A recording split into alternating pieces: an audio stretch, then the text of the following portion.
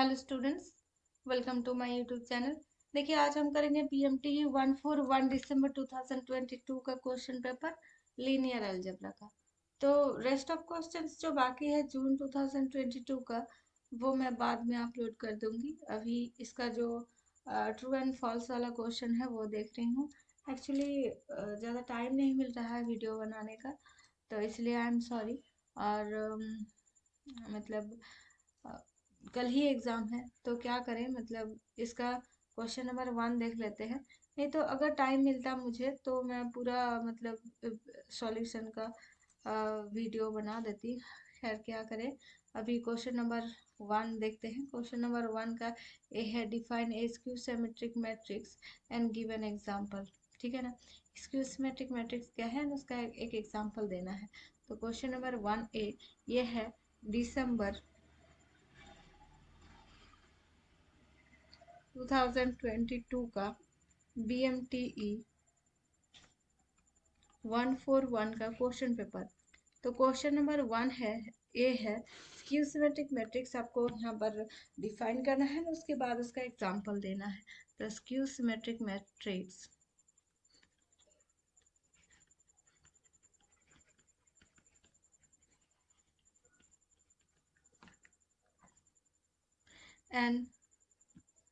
n by n matrix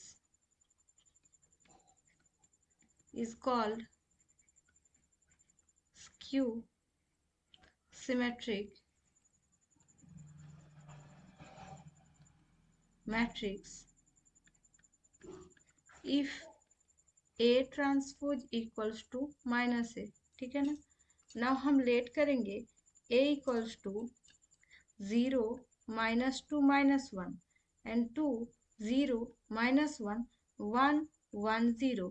now यहाँ पर A transpose क्या होंगे, इसे लिख लेती हूँ। उसके बाद A माइनस ए क्या होगा, या फिर यहाँ पर A ट्रांसपोज इक्वल्स टू रो जो है वो कॉलम में जाएगा एंड कॉलम जो है वो रो में आएगा। तो रो जो है 0 2 1, उसके बाद -2 0 1 एंड उसके बाद क्या है -1 -1 0।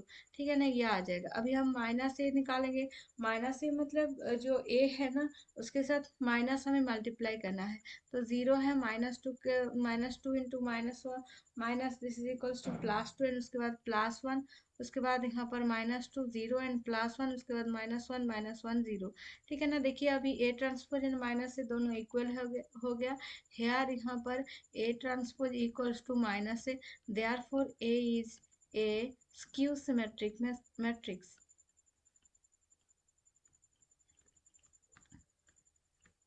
ठीक है ना, क्लियर हुआ। उसके बाद question number 1 B. Question number 1 B क्या है, check whether the vectors 1 -1 1 1 1 0 and 2 1 3 are linearly independent। linearly independent हो जब मतलब वेक्टर्स को a into alpha plus b into beta plus c into gamma this is equals to 0 के form में लिखे, और a equals to something value, b equals to something and c equals to something value हमें मिल जाए। अगर हमें A B C को, ए और बी और सी को के पुट करके लिखना होगा तो वो लिनियरली डिपेंडेंट होगा। मतलब ए बी एंड सी एक दूसरे के साथ डिपेंडेंट है। ठीक है ना। अगर ए एंड बी एंड सी की वैल्यू हम एक दूसरे से अलग करके निकाल सकते हैं तो यहाँ पर क्या हो जाएगा, ये जो हो जाएगा लिनियरली इंडिपेंडेंट। तो यहाँ पर हमें ए इंटू जो अल्फा है क्या दिया गया है, 1 -1 1 प्लस बी इंटू बीटा जो है 1 1 0 and plus C into, linearly independent कैसे निकालते हैं ये समझ में आ गया ना। C into 2 1 3 this is equals to 0 0 0। अभी ए बी एंड सी की वैल्यू निकालेंगे। अगर ए बी एंड सी की वैल्यू अलग अलग निकल गया ना, अलग से निकाल सकते हैं तब ये लिनियरली इंडिपेंडेंट हो गया। अगर अलग से वैल्यू नहीं निकाल सकते हैं, देख लीजिएगा तीनों इक्वेशंस में वहाँ पर ए प्लस बी हो रहा है, ए प्लस सी हो रहा है, और यहाँ पर बी प्लस सी हो रहा है। इस तरीके से अगर कोई मतलब रिलेशंस वगैरह आ रहे हैं जहाँ पर हम एक की वैल्यू नहीं निकाल पा रहे हैं, ठीक है ना, मतलब b इक्वल्स टू के पुट करके उसके बाद a की वैल्यू के साथ एंड c की वैल्यू के साथ हम लिखते, तो वहाँ पर हम क्या बोलते कि ये जो वैल्यूज है वो आपका लिनियरली डिपेंडेंट हो गया। यहाँ पर अगर हम ए बी एंड सी की वैल्यू निकाल सकते हैं तब क्या बताएंगे कि ये लिनियरली इंडिपेंडेंट हो गया, ठीक है ना। और यहाँ से हम इसको कैलकुलेट करेंगे, a minus a plus b b zero plus two c c three c, this is equals to zero zero zero. और a plus b plus two c minus a plus b plus c, a plus three c, zero का कोई value नहीं इसलिए zero को हमने नहीं लिखा है, zero zero zero. That imply a plus b plus two c equals to zero, और minus a plus b plus c equals to zero, और a plus three c equals to zero. अभी a equals to minus three c हो जाएगा, minus three c put कीजिए, plus b plus c equals to zero, तो b equals to two c हो जाएगा, है ना। अभी यहाँ पर b equals to two c put करेंगे, a equals to minus three c, b equals to two c plus two c, this is equals to zero. तो प्लस का फोर माइनस का three, this is equals to c, यहाँ से c equals to zero, तो b equals to zero हो गया, a equals to zero हो गया। यहाँ से a b एंड c की हम अलग वैल्यू निकाल सकते हैं। तो हेयर यहाँ पर हो गया a equals to zero, b equals to zero and c equals to zero. Therefore यहाँ पर जो गिवन वेक्टर्स है, therefore one minus one one and one one zero and two one three are linearly independent।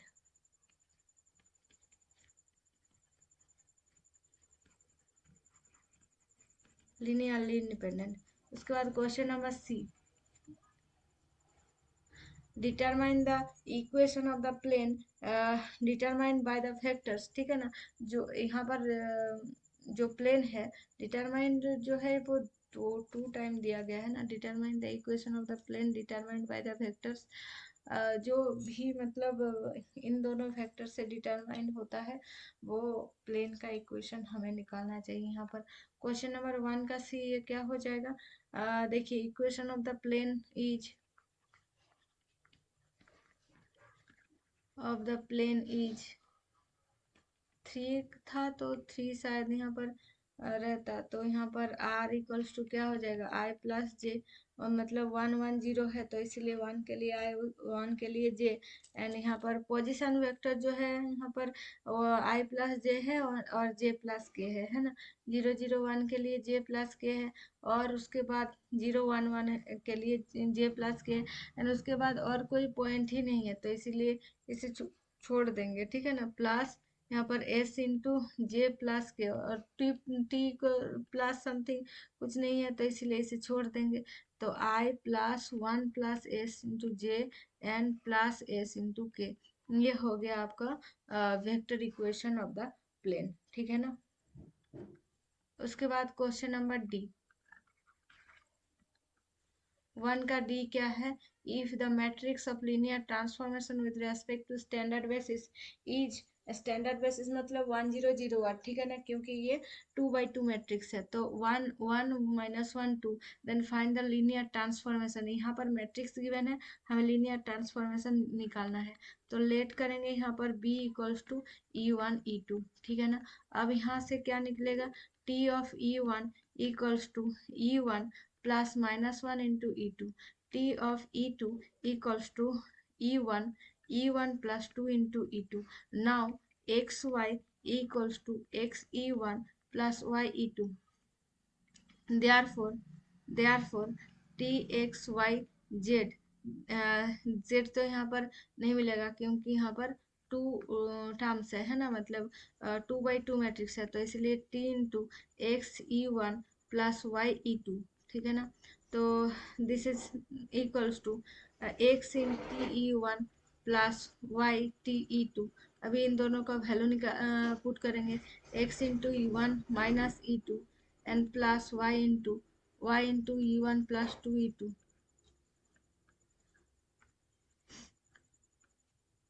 this is equals to x plus y into e1 and plus minus x plus 2y into e2। this is equals to x plus y and 2y minus x।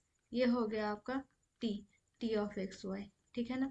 मतलब linear transformation. उसके बाद question number E, check whether the vector v1 1 1 is an eigenvector of the matrix से। तो यहाँ पर देखिए कहीं पर भी 1 1 1 नहीं है, या फिर 2 2 2 3 3 3 ऐसा कोई रो या कॉलम नहीं है यहाँ पर। तो कॉलम ही हम चेक करेंगे, ठीक है ना। तो यहाँ पर ऐसा कोई कॉलम नहीं है और यहाँ पर ऐसा कोई हम मल्टीप्लाई नहीं कर सकते हैं जहाँ पर क्या हो जाएगा, एक वैल्यू 0 हो जाएगा और दूसरा और तीसरा क्या हो जाएगा, 1 1 हो जाएगा। तो इसीलिए यहाँ पर हम क्या बताएंगे कि ये जो वेक्टर भी दिया गया है ये इसका आइगन वेक्टर नहीं है, ठीक है ना। ये समझ में आ गया क्या हो रहा है। हम ऐसा कोई यहाँ के या फिर ए नहीं मिल रहा है जहाँ पर v इंटू ये कौन सा है, क्वेश्चन नंबर 1 का ई। हेयर v इक्वल्स टू 1 1 1, ठीक है ना। v1 सॉरी 1 तो उल्टा लिख दिया मैंने, यहाँ पर आ जाएगा 1 1 1, ठीक है ना। तो यहाँ पर v इक्वल्स टू 1 1 1 दिया गया है। एंड यहाँ से जब हम k इंटू भी करेंगे तो k आइगन वैल्यू हो रहा है, आइगन वैल्यू इंटू भी करेंगे तो यहाँ पर एक तो कॉलम मिलेगा ना। तो ऐसा कोई कॉलम नहीं मिल रहा है यहाँ पर, तो इसलिए हम बताएंगे कि v is not an eigenvector, ठीक है ना। तो now now here no any k for k into v equals to column of a, ठीक है ना। तो इसीलिए therefore v is not an eigenvector of A, eigenvector नहीं है। एंड उसके बाद find the corresponding eigenvalue. तो इसका कॉरस्पॉन्डिंग जो आइगन वैल्यू है वो तो नहीं मिलेगा, क्योंकि यहाँ पर तो मतलब ये आइगन वेक्टर ही नहीं हो रहा है। Check whether the matrix satisfy the polynomial x minus 2 square. तो ये जो मैट्रिक्स है x माइनस 2 स्क्वायर जो पॉलिनोमियल है ये मतलब सेटिस्फाई कर रहा है या नहीं।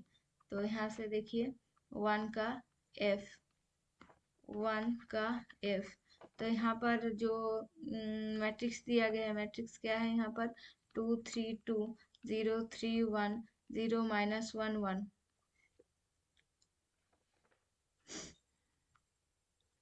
The characteristic polynomial is a minus lambda I. This is equals to 2 3 2 0 3 1 0 minus 1 minus 1 1 lambda 0 0 0 lambda 0 0 0 lambda. This is equals to 2 3 2 0 3 1 0 minus 1 1 minus minus कर रहे हैं तो डायरेक्ट माइनस कर रहे हैं यहाँ पर, है ना। तो यहाँ पर 2 minus lambda 3 2 0 3 minus lambda 1 0 minus 1 1 minus lambda. तो उसके बाद यहाँ पर क्या होगा कि 2 माइनस लेमडा इंटू यहाँ से क्या मिल जाएगा 3 minus lambda and 1 minus lambda into 3 minus lambda into 1 minus lambda, ठीक है।